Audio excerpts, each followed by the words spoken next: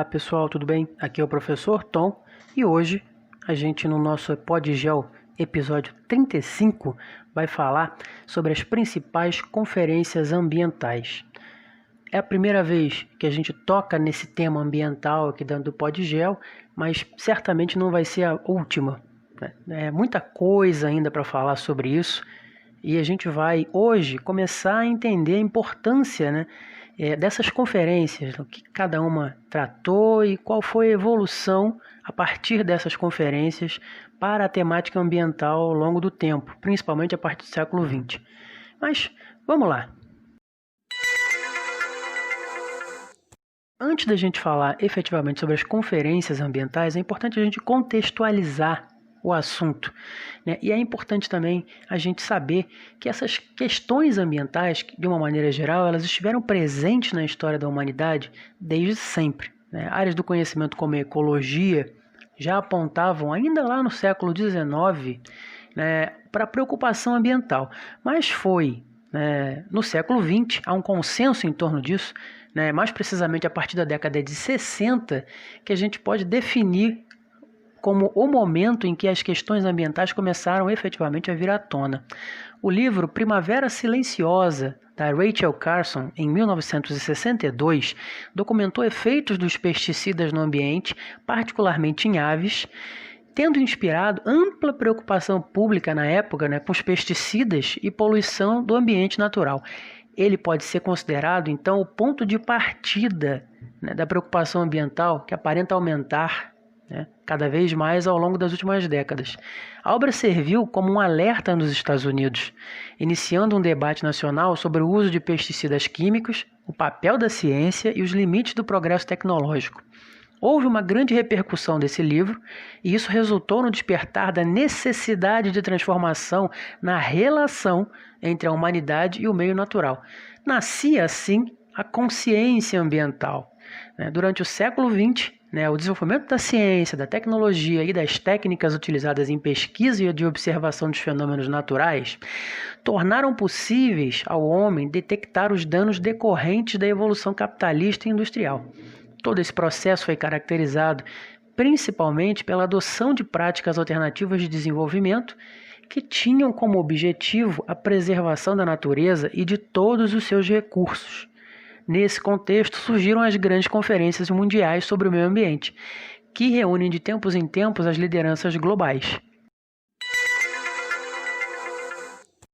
Não dá para falar das conferências ambientais sem antes falar do Clube de Roma, que foi fundado em 1968 por iniciativa do italiano Aurelio Peccei, que era gestor da Fiat e da Olivetti e diretor da Italconsult, e do cientista escocês Alexander King, que convidaram 30 profissionais entre empresários, diplomatas, cientistas, educadores, humanistas, economistas e altos funcionários de governos de vários países e para se reunir e tratar de assuntos relacionados à temática ambiental e ao mau uso dos recursos naturais em nível mundial.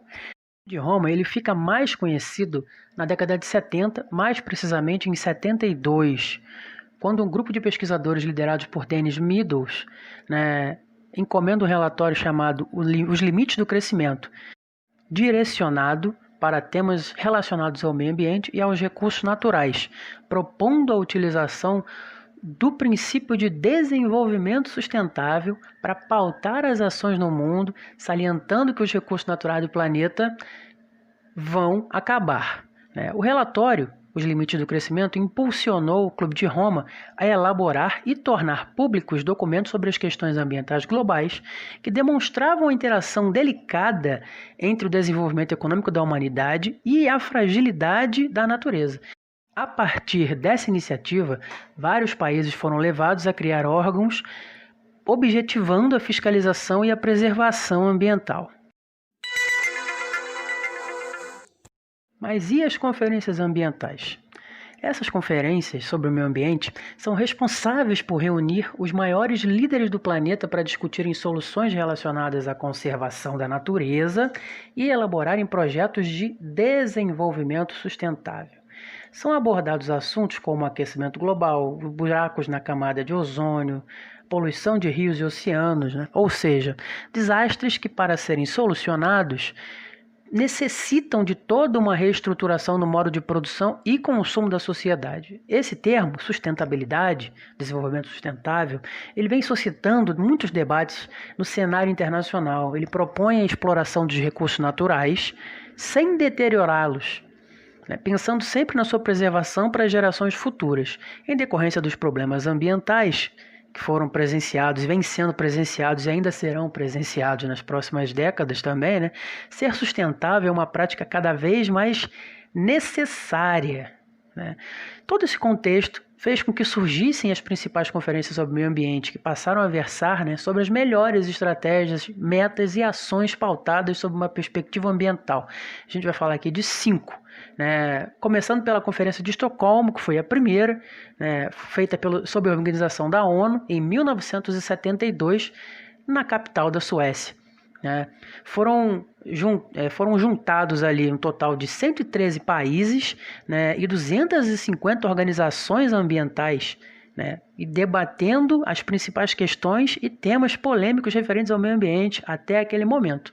A Conferência de Estocolmo, cujo nome oficial foi Conferência das Nações Unidas sobre o Meio Ambiente Humano, teve como principal resultado a declaração final oficial, na qual se designava a premissa de que as gerações futuras e a população mundial teriam o direito incontornável de viverem em um ambiente com saúde e sem degradações.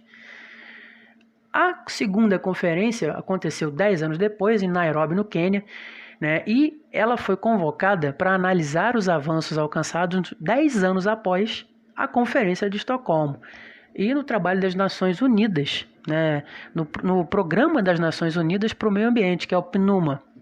O resultado foi a constatação do fracasso da evolução do debate ambiental, que sofreu forte impacto das crises econômicas da década anterior. Durante a conferência, os países periféricos, em especial o Brasil, foram criticados pelos países centrais pelo esforço de desenvolvimento que continuavam a empreender em detrimento à proteção ambiental. Em 1987, foi publicado um relatório chamado Nosso Futuro Comum, que apontou mais uma vez a necessidade de um desenvolvimento sustentável. Após a Conferência de Nairobi, no Quênia, em 82, veio a Rio 92, a Eco Rio 92, que foi realizada na cidade do Rio de Janeiro e por isso também se chamava de Rio 92, Eco Rio 92. Oficialmente o nome era Conferência das Nações Unidas sobre o Meio Ambiente e o Desenvolvimento, ou ainda Cúpula da Terra. Foi considerado um dos principais marcos da questão ambiental em termos de políticas internacionais ao longo da história, com uma ampla cobertura midiática e a presença de representantes de 172 países, centenas de organizações ambientais.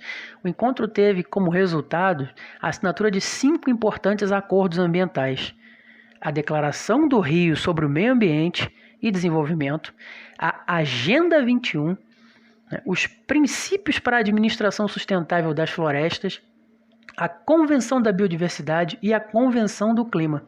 Também ficou definido que, em um período de 10 anos, uma nova conferência seria realizada para ampliar as discussões realizadas e avaliar os resultados e o cumprimento dos acordos aprovados.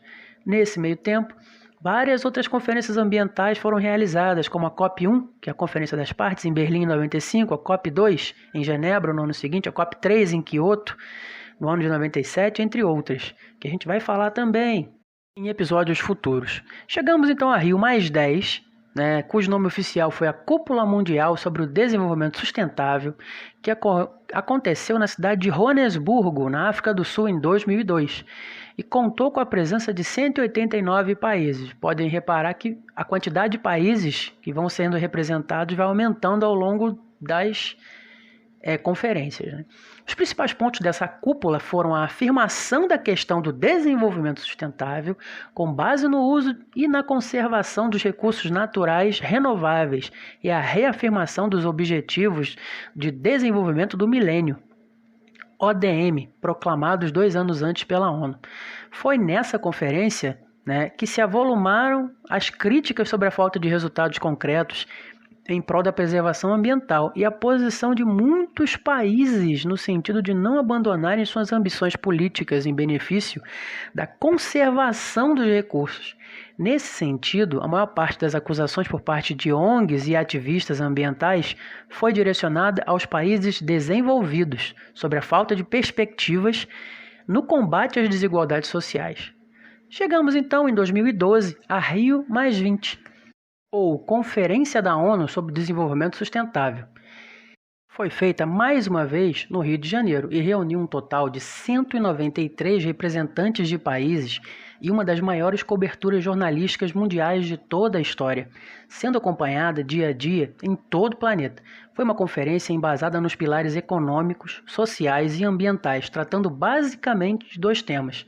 Primeiro, o desenvolvimento da economia verde, ou seja, a interseção entre o ambiente e a economia, que está fundamentado na erradicação da pobreza. E o segundo, a reestruturação do governo das Nações Unidas, baseando-se no desenvolvimento sustentável para garantir, dessa forma, o compromisso político internacional em torno da sustentabilidade.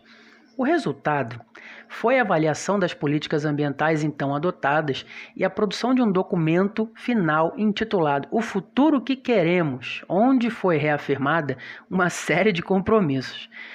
No entanto, novamente as críticas apareceram, sendo essas principalmente direcionadas à falta de clareza e de objetividade e ao não estabelecimento de metas concretas para que os países reduzam a emissão de gases poluentes, e preservem e reconstituam suas áreas naturais. Há uma previsão de acontecer a Rio+30 em julho de 2022. Tá? Mas o que a gente pode observar? Que ao longo da história, as tentativas vêm ocorrendo, mas de prático, efetivamente, pouca coisa vem acontecendo. Esperamos que com o tempo e com a emergência planetária que a gente vem observando, a gente efetivamente possa haver resultados mais palpáveis. Mas, por enquanto, ficamos por aqui, Bem, pessoal, então chegamos ao final de mais um episódio do Podgel. Eu espero que vocês tenham conseguido entender um pouco mais sobre a questão ambiental de maneira geral e mais especificamente sobre a importância das conferências ambientais, das principais conferências ambientais. Como eu falei, vai ter, tem assunto ainda para mais de metro. Dá para a gente falar de muita coisa, dá para falar das COPs, dá para falar do protocolo de Kyoto, vamos falar de aquecimento global, vamos falar de muita coisa, poluição, mas por hoje a gente fica por aqui. E aí, como sempre, eu espero o feedback de vocês, os comentários, Sigam a gente lá no YouTube, pelo amor de Deus, sigam a gente lá no YouTube. Sigam a gente lá no Facebook, lá no Instagram. Quem estiver gostando, entra lá em algum agregador. Já consegui colocar o Podgel no Castbox, já consegui botar no Deezer, então também dá, só procurar Podgel. No Spotify já tá, no Google Podcast já tá, no Breaker também, Vamos tentando fazer isso aí crescer, Agradeço muito aí a todos que estão, podendo usufruir do material e espero aí que a gente consiga fazer o Podgel crescer cada vez mais. Por hoje a gente fica por aqui. Um abraço em todos e até o próximo episódio.